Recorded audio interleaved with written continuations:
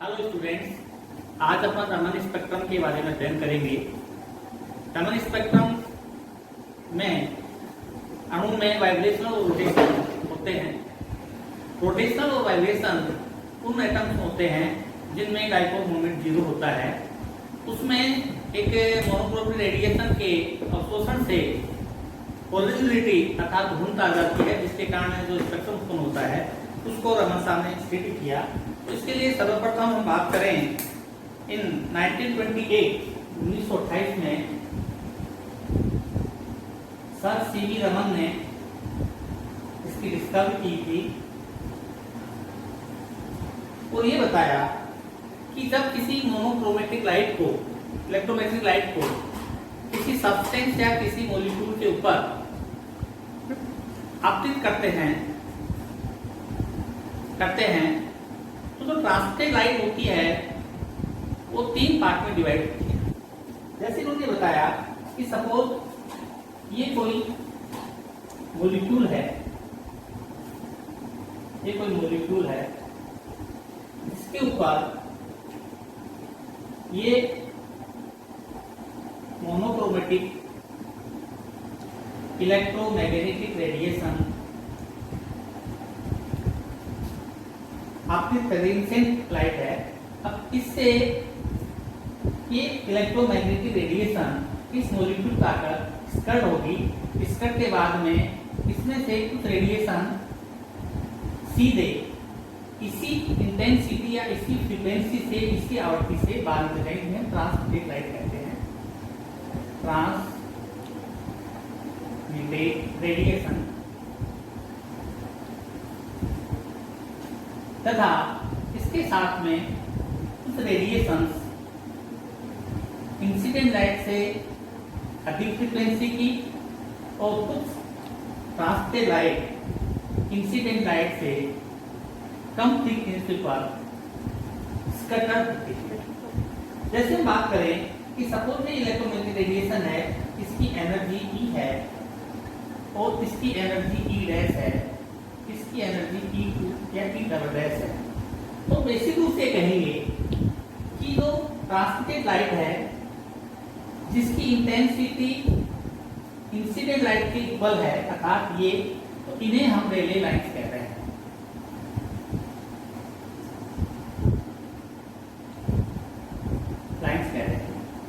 इसके बाद में वे ट्रांसमिटेड लाइट जिनकी फ्रीक्वेंसी इंसिडेंट लाइट से ज्यादा है, तो हम बात करेंगे कि जैसे ये जो ट्रांसमिटेड रेडिएशन है इनकी एनर्जी इंसिडेंट लाइट से ज्यादा है, तो दैट हम ये कहेंगे E dash is greater than E, या इनकी फ्रीक्वेंसी की बात करें तो हम ये कहेंगे दैट इज ग्रेटर देन, या इसको I कहेंगे। तो इंसिडेंट और ये ट्रांसमिटेड होगी, हम वैसे बता दिया। ठीक इसी प्रकार से वे इलेक्ट्रोमैग्नेटिक रेडिएशन जिनकी इलेक्ट्रोमैग्नेटिक रेडिएशन की एनर्जी व फ्रीक्वेंसी कम हो जाती है, वे लो एनर्जी पे आती है। इन्हें हम कह रहे हैं कि इसकी एनर्जी कम है तो इसकी ज्यादा एनर्जी। सो दैट हमने यह देखा कि इस केसेज में जो स्कैटर लाइन हो रही है उसकी एनर्जी का मान कम है, तो हम इसे स्टोक लाइन कह रहे हैं। Stokes line. और ये जो इनकी एनर्जी इंसिडेंट लाइट से अधिक है तो इनको हम कह रहे हैं एंटी स्टोक लाइन्स। इस प्रकार से यहाँ रमन साहब ने रमन स्पेक्ट्रम में ये पोलरिटी कंसेप्ट दिया। और ये 2 प्रकार की लाइन होता है। इसके ऊपर एक बात किसका, जैसे हमने ये माना कि सपोज ये एक एनक्लेव है, V इक्वल टू Vi अर्थात 0 पे ये 2 लाइनें आ रही हैं, इसको हम पैरेलल लाइन कह रहे हैं। इसके इस साइड में जो आ रही हैं वो स्टोक लाइनें हैं।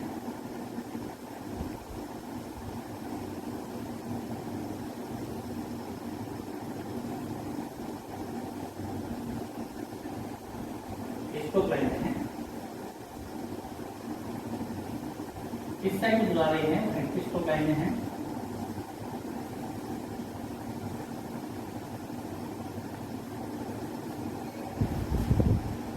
एंटी स्ट्रोक लाइन है।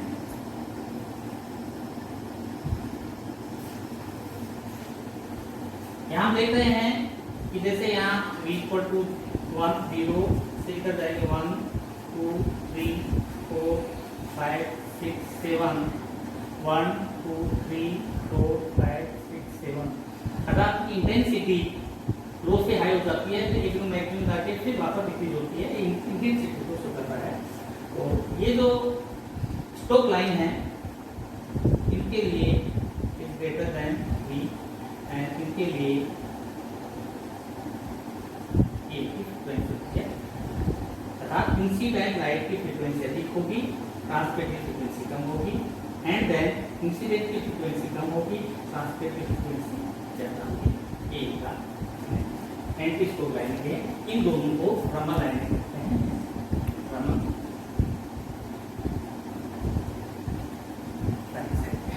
ये इंट्रोडक्शन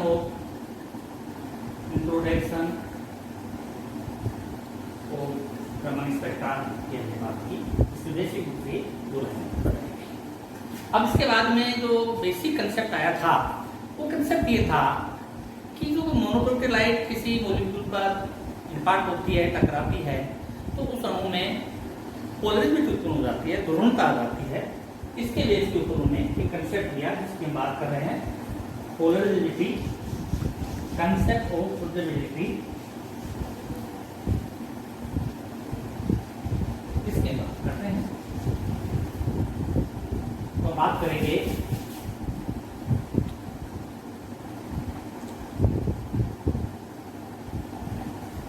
concept of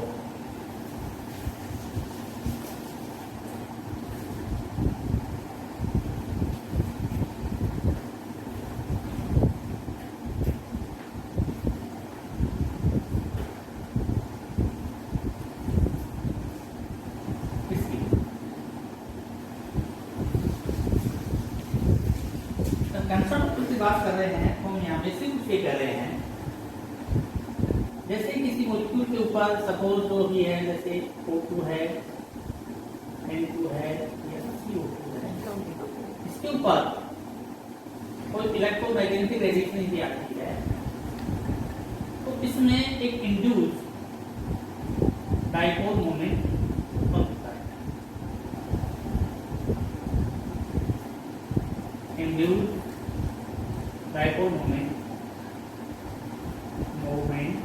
जिसको हम म्यू आई से तो बेसिक रूप से कह रहे हैं कि जैसे ये ऑक्सीजन है या ये नाइट्रोजन है या ये CO2 है, ये जो कोवेलेंट बॉन्ड के इलेक्ट्रॉन है, ये इलेक्ट्रोमैग्नेटिक रेडिएशन के अवशोषण से डीफॉर्म हो जाते हैं, डिस्प्लेसमेंट हो जाते हैं, एक साइड ले जाते हैं। तो इस तरह करेंगे तो नेगेटिव एंड नेगेटिव, इसको हम इसे बता दें नेगेटिव। इस प्रकार से डाइपोल बन जाते हैं, डीफॉर्म हो जाता है, चेंजेस हो जाता है। इस चेंजेस के आधार पे उन्होंने तो इसमें चेंजेस होंगे तो इसमें वाइब्रेशन एंड इंटरनल रोटेशंस उत्पन्न होंगे। इस रोटेशन के कारण तो एक स्पेक्ट्रा देगा जिस काम पर यहाँ करते हैं। और सबसे पहले बात कर रहे हैं इसी क्रम में एक एग्जांपल लेके बात करते हैं। सपोज एक ढोलक है, ये हमने एक तबला दिया, ये हमने तबला दिया, जैसे इसकी बात है, ये बात और ये तबले का ऊपर का फ्लेक्सिबल पार्ट है, ये किसी कारण से एनर्जी के कारण से मूवमेंट कर रहा है, मोशन कर रहा है। तो जब कोई पार्टिकल या कोई रेडिएशन को हम एक बॉल मान लें, ये बॉल इससे टकरा रही है, तो ये बॉल या तो सीधी किसी रेडिएशन से बाहर निकल गई, या फिर जब तबले का ऊपर वाला फ्लेक्सिबल पार्ट एक मूवमेंट कर रहा था, तो by the way in movement case में जब भी बॉल यहाँ टकराती है तो अधिक एनर्जी से बाहर चली जाती है, हायर एनर्जी पर चली जाती है या कुछ लो एनर्जी पर चले जाते हैं, जिसके कारण जो कंसेप्ट आया था पोलराइजेबिलिटी, उसके बात करते हैं। तो इसके सबसे पहले इंड्यूस की बात की। इंड्यूस में हमने दो बातें बताई कि जब किसी अणु को विद्युत क्षेत्र में रखते हैं तो उसमें इंड्यूस डाइपोल मूवमेंट होता है। तो इसको हमने कहा mu I equal to alpha. यहाँ mu I induce dipole moment है, alpha polarisability of molecule and E electricity। ये इक्वेशन हमारे पास है।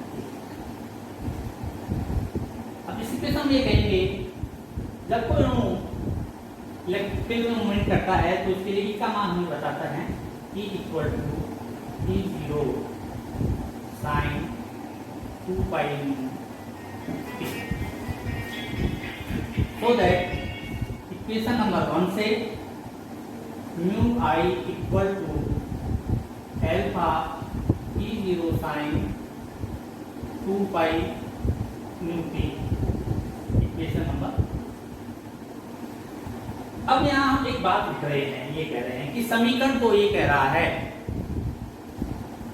कि विद्युत क्षेत्र में या इलेक्ट्रिक फील्ड में रखा हुआ मॉलिक्यूल, ये मॉलिक्यूल इलेक्ट्रोमैग्नेटिक रेडिएशन से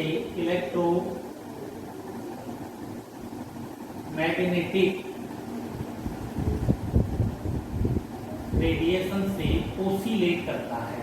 ओसिलेट, ये समीकरण नंबर 2 से निकल रहे हैं। तो इससे जो रेडिएशन निकल रहे हैं इन्हें हम कह रहे हैं रेलेटिव। उसके बाद में इस समीकरण में जो पोलराइजेबिलिटी उत्पन्न हुई है एल्फा, इसके लिए कह रहे हैं कि एल्फा का मान यहाँ एल्फा 0 प्लस बीटा साइन 2 पाई या आई लगा देते हैं, ये मान रख देते हैं। तो इसके लिए जो बात कह रहे हैं, इसके लिए हम कह रहे हैं कि पोलराइजेबिलिटी अणु में इंटरनल रोटेशनल और वाइब्रेशन के काम हो रही है। मॉलिक्यूल में इंटरनल वाइब्रेशन एंड रोटेशन के पीरियडिक चेंज के कारण हो रही है, पीरियोडिक चेंज। अब पीरियडिक चेंज हम किसे कर रहे हैं? पीरियडिक चेंज उसको कह रहे हैं कि कोई अणु जो है वो एक निश्चित क्रम में मूवमेंट बढ़ रहा है तो उसके बाद में कम हो रहा है। जैसे बात करें इस टाइम की बात करें, क्या हम करें कि ये पहले ऐसे था तो फिर बाद में ये रोटेट किया तो ये यूं हो गया, फिर ये यूं हो गया, फिर ये यूं हो गया, फिर ये वापस यूं आ गया। जैसे यहाँ ए ओ बी लिख रहा हूँ तो यहाँ बी ओ ए आ गया। तो ए से बी और बी से ए बनने में ये जो चेंजेस हुए वो एक बार एक निश्चित क्रम में बढ़ते हैं और उसके बाद में कम होते हैं। तो ये हम यहाँ कह रहे हैं कि इंटरनल वाइब्रेशन और रोटेशन जो है उनमें पीरियडिक चेंजेस होते हैं, तो एक बार घटते हैं या बढ़ते हैं। इस प्रकार से इक्वेशन नंबर 2 में अल्फा का मान रखेंगे तो अपने पास वैल्यू आती है mu I equal to alpha E0 sine 2 pi mu t दो alpha 0 plus beta sine 2 pi mu t, यहाँ mu i internal vibration and rotation है। ये इक्वेशन नंबर 3। यहाँ हम इसको भी लिख सकते हैं equally alpha 0 E0 sine 2 pi mu t and then plus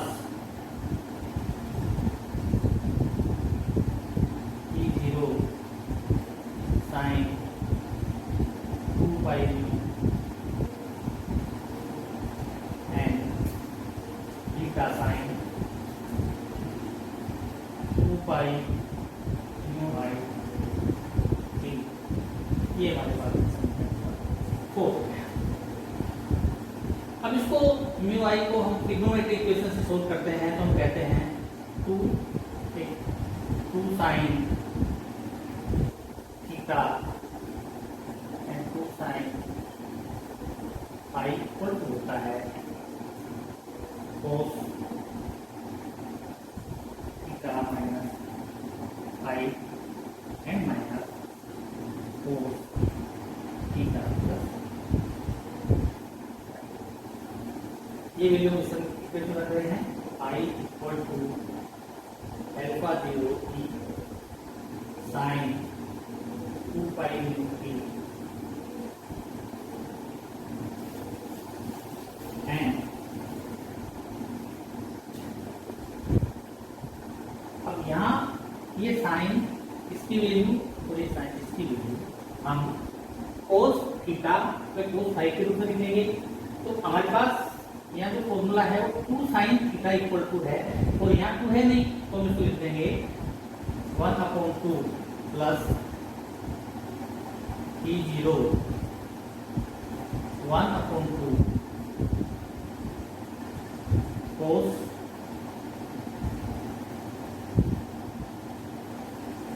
phi minus theta. इसके लिए लिख दिया माइनस 1/2 कोस थीटा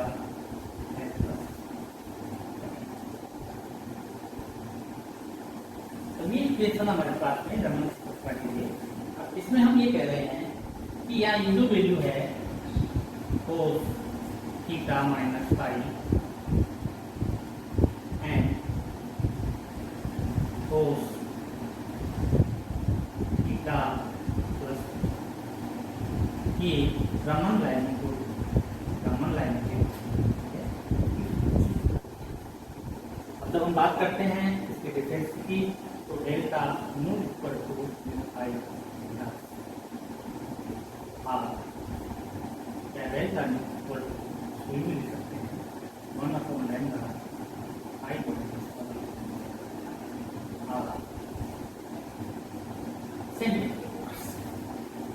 हमारे पास में ये जो वैल्यूज आ रही हैं।